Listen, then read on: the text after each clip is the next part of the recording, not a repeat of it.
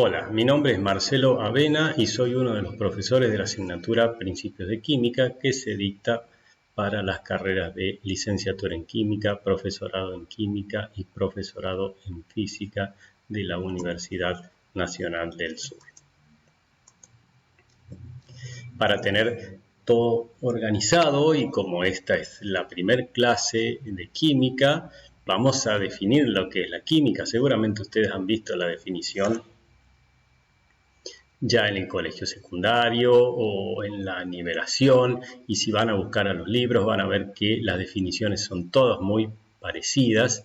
Y por ejemplo la que yo tengo escrita acá dice: la química es la ciencia que estudia las propiedades de los materiales y los cambios que sufren los mismos. Cuando uno habla de materiales está hablando de materia, y por lo tanto estudiar química implica estudiar las propiedades y el comportamiento de la materia. Si uno conoce el comportamiento en ciertas condiciones, va a poder predecir el comportamiento de la materia en otras condiciones, y cuando uno maneje bien su comportamiento y lo conozca muy bien, lo va a poder utilizar y controlarlo de manera beneficiosa. ¿Cuáles son las preguntas a contestar de aquí en adelante? Esto es más que nada para la primera parte de la materia, casi seguro que son los temas que van a entrar para el primer parcial. Bueno, tenemos varias preguntas que nos vamos a ir contestando de a poco.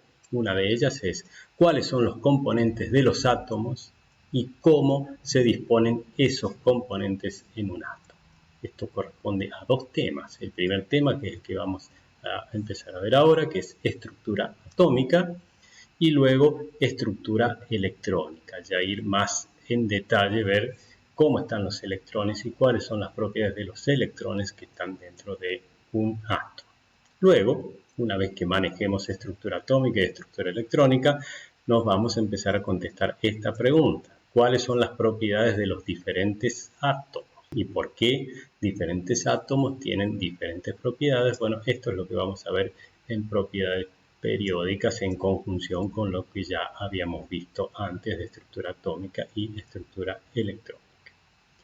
Cuando ya sepamos cuáles son las propiedades generales de cada uno de los átomos, vamos a empezar a ver cómo se combinan los átomos para formar moléculas, y esto nos va a llevar al tema de enlace químico. Y más adelante, una vez que ya sepamos cómo se enlazan los átomos y cómo son las moléculas, vamos a empezar a ver cómo interactúan, cómo interaccionan las moléculas entre ellas. Y bueno, acá hay toda una temática donde vamos a ver fuerzas intermoleculares, y ahí vamos a ver por qué se forman los sólidos, porque hay algunas sustancias que en ciertas condiciones son líquidos o hay otras sustancias que en esas mismas condiciones son gases. Como les dije, esto es la tercera parte o un poco menos todavía de la materia, o sea que hay mucho más para contestarnos de aquí en adelante.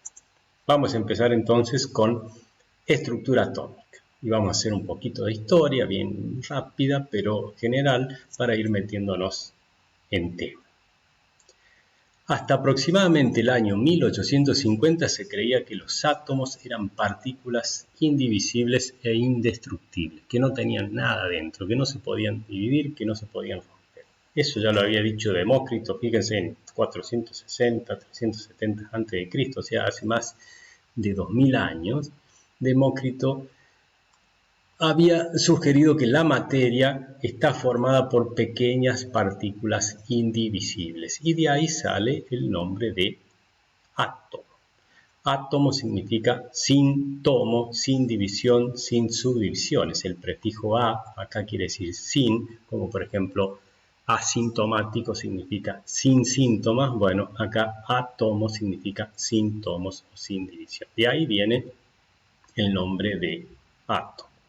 Desde 200, 300, 400 a.C. hasta más o menos 1800 nadie más aportó nada al respecto, pero desde mediados de 1800 comenzó a haber gente que se dedicaba a estudiar, a investigar sobre las propiedades de la materia, comenzó a haber gente que hacía ciencias, científicos, y empezaron a ver evidencias experimentales que indicaban que los átomos no eran partículas indivisibles e indestructibles, sino que los átomos estaban constituidos por componentes más pequeños. Esos componentes más pequeños son los que ahora conocemos como partículas subatómicas. Y vamos a ver un par de experimentos para hacer un poquito de historia, que llevaron al descubrimiento de las partículas subatómicas y de la estructura atómica. El primer experimento que vamos a ver son los experimentos que realizaban los científicos por allá, por el 1800, con los rayos catódicos, con los tubos de rayos catódicos. Esto llevó al descubrimiento de los electrones. Acá tienen una foto de lo que es un tubo de rayos catódicos, cómo trabajaban estos científicos antes, y acá tenemos un dibujito, una esquemita de lo que tenemos aquí arriba en la foto. ¿Sí? Un tubo de rayos catódicos es, por ejemplo, como tenemos acá, un tubo de vidrio sellado al cual se le hace vacío adentro para que quede muy poco gas adentro, y tenemos dos electrodos, un cátodo que es el polo positivo y un ánodo que es el polo, este es el polo negativo, y un ánodo que es el polo positivo, y se le aplica un voltaje altísimo, ¿sí? De aproximadamente 5000 voltios.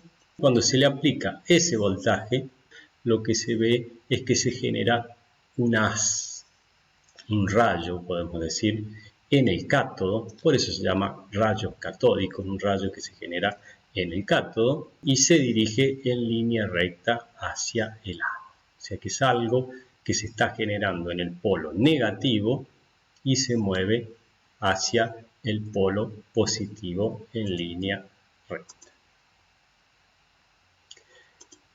Hubo mucha gente que trabajaba con los rayos catódicos, se hicieron muchos experimentos y las principales observaciones que resultaron de estos experimentos están listadas acá. Los rayos catódicos, como les dije recién, se originan en el cátodo, se originan en el polo negativo. Se mueven en línea recta hacia el ánodo, o sea, hacia el polo positivo. Se desvían por un campo eléctrico. Fíjense acá hay justamente una filmación, un tubito de rayos catódicos de los viejos, que uno puede tener en un laboratorio sin ningún problema. Ahí se ve el rayo catódico, y cuando le aplica un campo magnético o un campo eléctrico, acá lo está haciendo con un campo magnético, un imán, fíjense cómo se desvía. Ahí lo vamos a ver de nuevo porque esto se repite continuamente. Ahí le está aplicando un campo magnético y fíjense cómo se desvía. En este caso es repelido el rayo catódico por ese campo magnético porque se desvía hacia abajo. Se desvían por un campo eléctrico, se desvían por un campo magnético, y algo muy importante que descubrieron en esa época es que los rayos catódicos y sus propiedades son independientes de la naturaleza del cátodo. ¿Qué significa eso? Y volvemos para atrás. Bueno, no, acá tenemos el dibujito, el cátodo. Fíjense que es un electrodo, supónganse que sea un electrodo de cobre. El cobre acá está generando rayos catódicos con ciertas propiedades. Si yo hago que este electrodo sea de oro, los rayos catódicos que se generan tienen exactamente las mismas propiedades. Y si esto es de platino o de plata o de cualquier metal o de cualquier elemento, los rayos catódicos que se generan son exactamente iguales a los otros, con exactamente las mismas propiedades. ¿Qué significa eso? Que los rayos catódicos que estoy generando acá están formados por algo que constituyen o se presentan en todos los átomos, no importa si es de oro, si es de platino, si es de cobre o lo que fuera, todos los átomos generan exactamente los mismos rayos catódicos. Por eso se dice, y ya vamos a venir a las conclusiones de acá abajo, que las partículas que forman los rayos catódicos son un componente fundamental de la materia porque están presentes en todos los elementos. No importa cuál es el material que les da origen, están presentes en todo. Todos los elementos, todos los átomos tienen esto. Y a su vez, los rayos catódicos se pudo deducir que están formados por partículas cargadas negativamente, ¿sí? Porque se mueven desde el polo negativo hacia el polo positivo y un campo eléctrico positivo los desvía hacia un lado, un campo eléctrico negativo los desvía hacia el otro lado, y se pudo deducir fácilmente que esos rayos catódicos estaban formados por partículas que estaban cargadas negativamente. Estas partículas son justamente las que posteriormente se las denominó electrones. Vamos a ver un poquito en detalle lo que hizo J.J. Thomson en 1897, que también trabajaba con estos tubos de rayos catódicos, pero en sus experimentos él no solo cambió el material de los electrodos, sino lo que hizo fue aplicarles campos eléctricos y campos magnéticos conocidos, y lo que veía es que a mayor campo eléctrico, mayor era la desviación. Y entonces observó que ese haz de electrones se desvía proporcionalmente al campo eléctrico aplicado.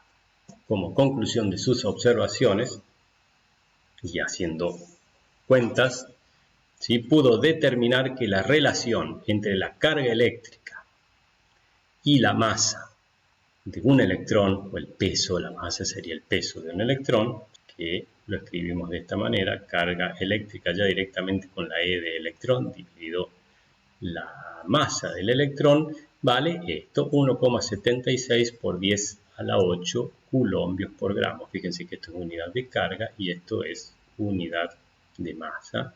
Y bueno, como él ya predecía, la relación carga-masa de los electrones es independiente del material del ánodo, cátodo y del gas que está presente en el tubo, lo que nos está diciendo que es un componente fundamental de la materia. Entonces, Thomson pudo determinar la relación carga-masa porque la desviación no depende solo de la carga. Si es muy cargado se desvía mucho, si es poco cargado se desvía poco, sino que también depende de la masa. Si la masa, si es algo que se está moviendo que es muy grande, tiene mucha inercia, se mueve poco, y si es algo que es muy pequeño, tiene poca inercia, se mueve mucho cuando se le aplica un campo eléctrico. Entonces, si sabemos